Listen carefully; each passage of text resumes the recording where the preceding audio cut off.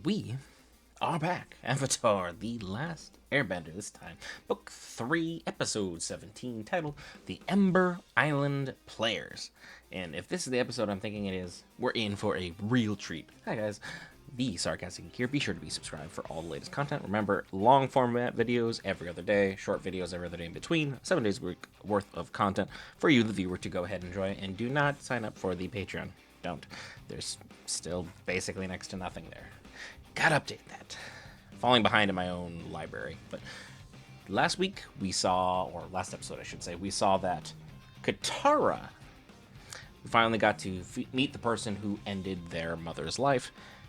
And she chose ultimately that forgiveness is not an option, but also she didn't have to go down the path of vengeance. She kind of chose the weird in-between of just like, yeah, you're kind of a disgrace and a terrible human being, but I'm still not going to be the one to get vengeance on you.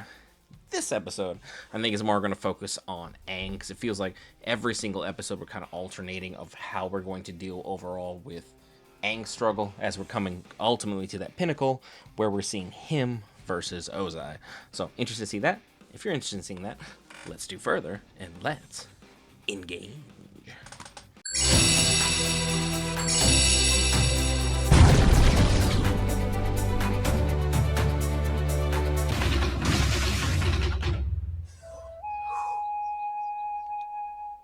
Doesn't it seem kind of weird that we're hiding from the Fire Lord in his own house? I told you, my father hasn't come here since our family was actually happy. Your family was actually capable of being happy is the craziest thing. Your mom had a full-time job and a half to make that happen, considering Azula, well, basically Satan, you constantly depressed even though you were happy as a kid, and then your dad, who's a power-hungry monster who was willing to supersede his own brother and then kill his own son, all because, hey, that throne looks awfully comfortable, and no, it does not. So, shenanigans. Listen to this. The Boy in the Iceberg is a new production from acclaimed playwright Puan Tim, who scoured the globe gathering information on the Avatar, from the icy South Pole to the heart of Ba Sing Se. His sources include singing nomads, pirates, prisoners of war, and a surprisingly knowledgeable merchant of cabbage. Oh, the Cabbage Man. Shout out to him. The music players, I hated them so much because they were just the weirdo hippies. And the pirates who we stole from, which I'm sure they're going to give a rather positive account on everything. So I'm sure this is going to be highly inaccurate.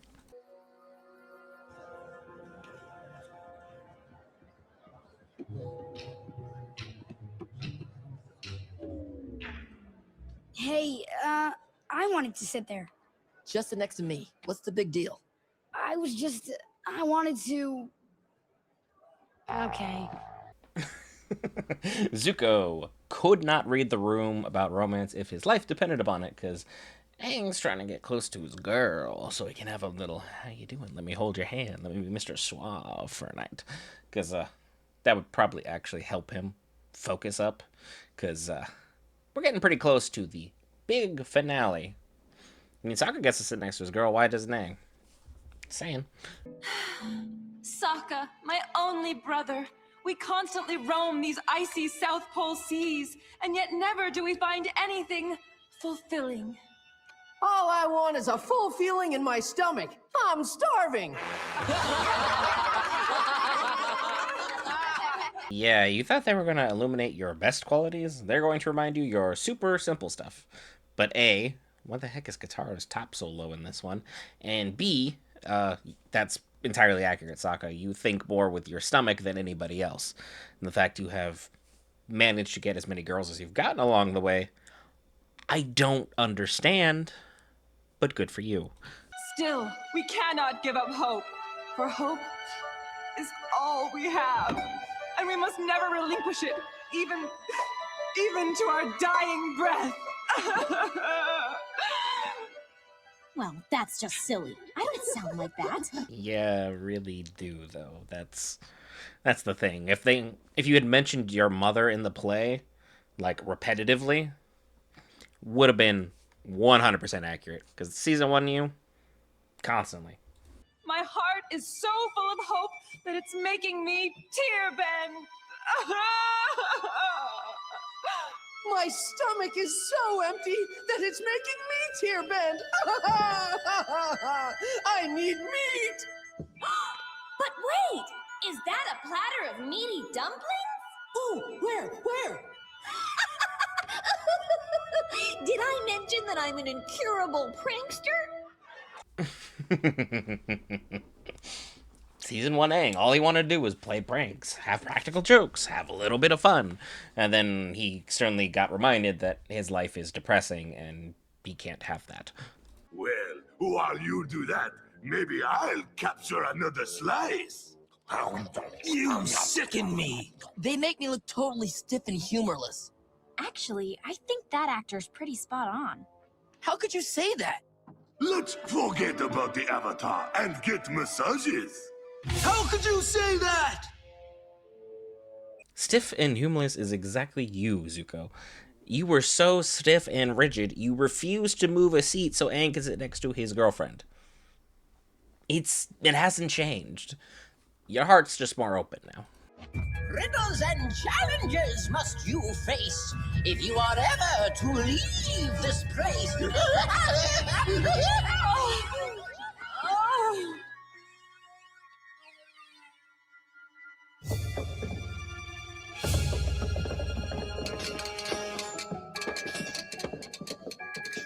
Why did you have to steal that waterbending scroll? It just gave me so much hope.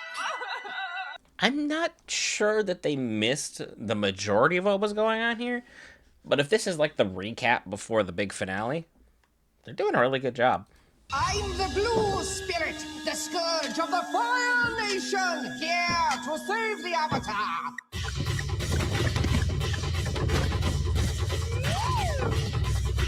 My hero!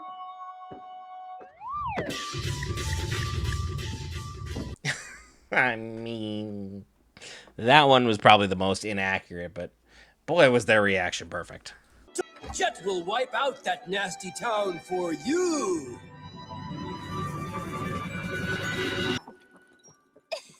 That's more or less what happened. Just, we were on different sides of the removal of the town. I have important moon duties to take care of. You never told me you made out with the moon spirit. Shh, I'm trying to walk. They captured the essence of Sokka, like, so perfectly. But, Sokka, you probably shouldn't shush your current girlfriend after the issues pertaining to you and the moon spirit last time. You have been left before. So far, this intermission is the best part of the play. Apparently, the playwright thinks I'm an idiot who tells bad jokes about meat all the time. Yeah, you tell bad jokes about plenty of other topics. This is really, like, stuck in their craw to it, like, a horrendous level. But again, this is a spoof. Don't take it seriously. It's not who you are. It's not what defines you. And again, this is written by the Fire Nation, the nation you're trying to overthrow. Of course you're going to be painted in a bad light. To them, you're the terrorists. Just a reminder. That woman playing the Avatar doesn't resemble me at all. I don't know. You are more in touch with your feminine side than most guys. Relax, Aang. They're not accurate portrayals. It's not like I'm a preachy crybaby who can't resist giving over-emotional speeches about hope all the time. What? No one wants to step on that one. I'm good. That's just fact. We're good. Here it comes! You can't find an earthbending master in the sky. You have to look underground. Like tough. And that's just what I am. I sound like a guy. A really buff guy. Well, Toph, what you hear up there is the truth. It hurts, doesn't it? Are you kidding me? I wouldn't have cast it any other way. I was gonna say, if you're confident with who you are, you don't really give a rip. And again, Toph being portrayed as anything other than tough would have been an inaccurate description of her character entirely. She's the toughest character out of all of them. By a lot. So, you're blind? I can see you doing that.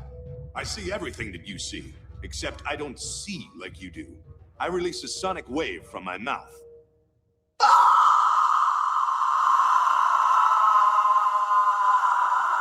should we be concerned that they misappropriated mouth and feet? I know it's a spoof, and I know it's inaccurate. But how do you miss up that bit of a detail? No! Jet! What did they do to you? Must serve Earth King. Must destroy.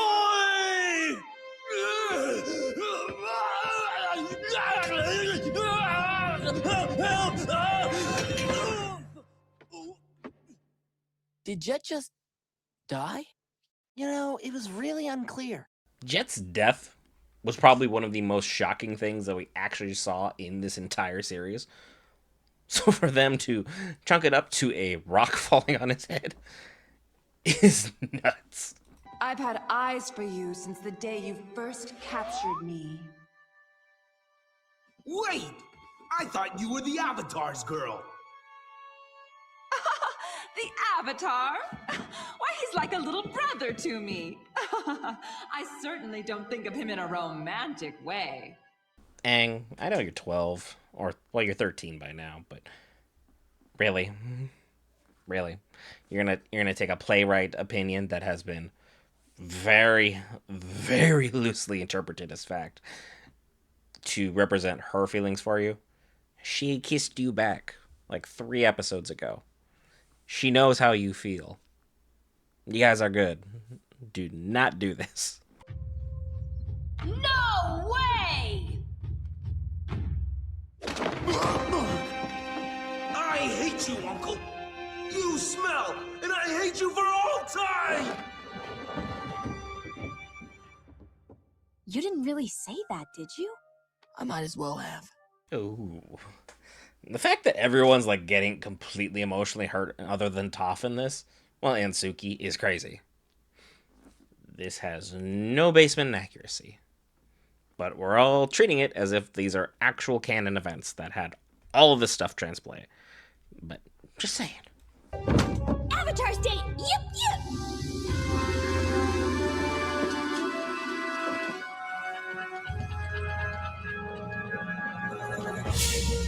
Not if my lightning can help it.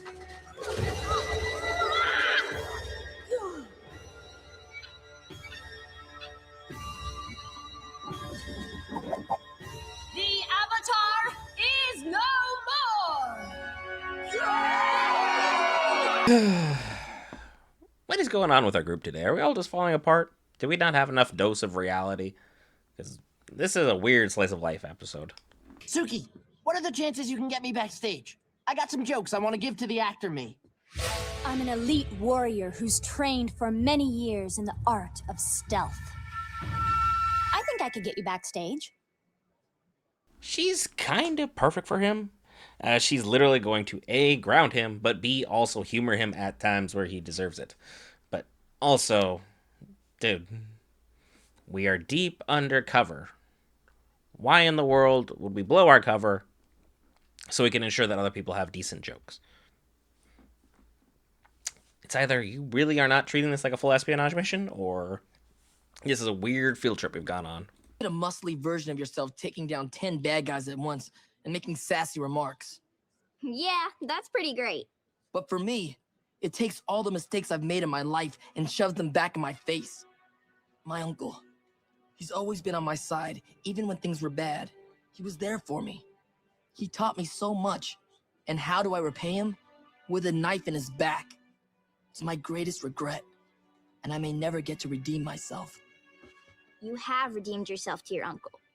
You don't realize it, but you already have. How do you know? Because I once had a long conversation with the guy, and all he would talk about was you. Really? Yeah, and it was kind of annoying. Oh, sorry. But it was also very sweet. All your uncle wanted was for you to find your own path and see the light. Now you're here with us. He'd be proud. And this is why we keep Toph around. Other than the fact that she basically is our muscular badass who does defeat 10 people all at once just because she can. Toph Mei Fong's that girl, I don't want to tell you. But she will also give you the harsh truth or the honest truth. Either way, the truth is just the truth. And she does it in a way where it's more matter of fact of, hey, yeah, I did meet your uncle. He's a great dude, but he believes in you more than you believed in yourself. But now that you've chosen the right path, he'd be proud of you. Which is really what Zuko needs to hear, because he's a bit down in the dumps after all this. Ow! What was that for? That's how I show affection. If that's how you show affection, I am terrified for the man you marry in the future. Best of luck to him. Your Zuko costume's pretty good, but your scar's on the wrong side. The scar's not on the wrong side! And we were that close. We were that close. But I get why you'd be upset about that, because that is a deeply personal and traumatic moment that, well, you would know. I'm a big Sokka fan, but I don't think you're representing him quite as well as you could be. Oh no, another fan with ideas. Just hear me out. Here's something I think the real Sokka would say. What does the cabbage merchant use to fix his cabbages? A cabbage patch! Hey, that's actually pretty good. Let me see those. Well, that went better than it should have. But again, you put two idiots in the same room with the same hobby, they will leave as friends. It's just that simple. And I thought we were gonna be together, but we're not. Aang, I don't know. Why don't you know? Because we're in the middle of a war, and we have other things to worry about. This isn't the right time. Well, when is the right time? Aang, I'm sorry, but right now I'm just a little confused.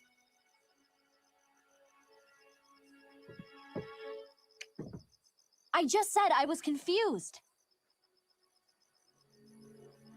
I'm going inside. He's 13. He doesn't get straight signals, or mixed signals, or any signals, really.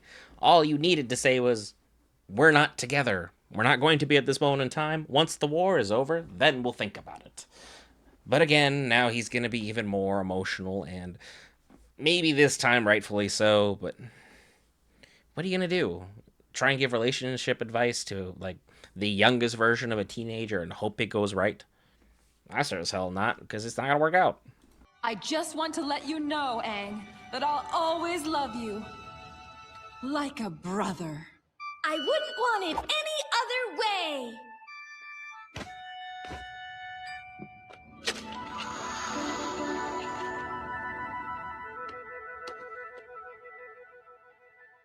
Hey, Toph, would you say you and Aang have a rocky relationship? I told him to say that. You know, in her own weird way, Suki is just kind of smirking and be like, that's my man. Even though her man is acting a fool. But God, is he having a good time. And thank God somebody is. Everyone else seems morbidly depressed. Actually, I'm home, and I want to join you. I guess we have no choice. Come on! I guess that's it. The play's caught up to the present now. Wait, the play's not over. But it is over. Unless this is the future. Sokka, chill. You know there's going to be some alliterations and some lies told because, again, this has been a propaganda play from Jump. And we're about to get a propaganda at how it finishes. No! I am the rightful heir to the throne! We'll see.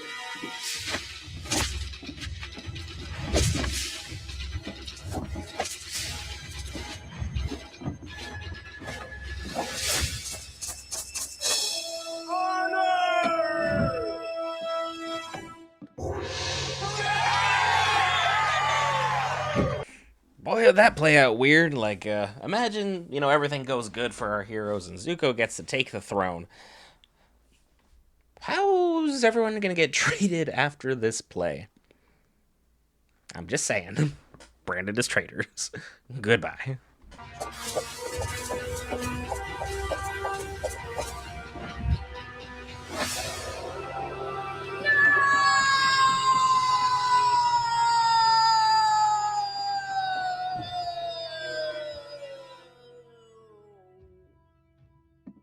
It is over, Father. We've done it. Yes, we have done it. The dreams of my father and my father's father have now been realized. The world is mine. Boy, is it a fun realization when you get to wake up and be like, hey, my dream of saving the world is also another person's, hey, you're ruining my entire world. Lovely wake up, that. But again, this is exactly what they're doing. They're trying to break a well-established wheel that has the Fire Nation currently on the top of said wheel. And they don't hit the bottom, like ever. So, to overthrow this nation and put things back into correctness or the right spot, you are going to have to dismantle this brick by brick. And they're not very keen on it. That wasn't a good play. I'll say. No kidding. Horrible. You said it. But the effects were decent. Everyone coming out of a movie theater? Nowadays. Movie sucked, but hey, the effects were nice. And that was our episode, Ember Island Players, where we get to feed into the fear that goes on in Aang's heart about being able to overtake the Fire Lord. Sokka's reminded that he does love food, and he does love practical jokes. Utara talks about hope incessantly, and Zuko won't shut up about honor. But we love them all, and care about them all, dearly. So that's why we're rooting for them to pull this off, even more than we were before, because now we see how the Fire Nation looks at them, and well, it's fun proving the Fire Nation wrong on the daily. What you should do on the daily, subscribe to the channel, as it's free, and hitting that like button on each video that we post that is good here on the channel. I've been the Sarcastic Geek. I'll see you in the next episode.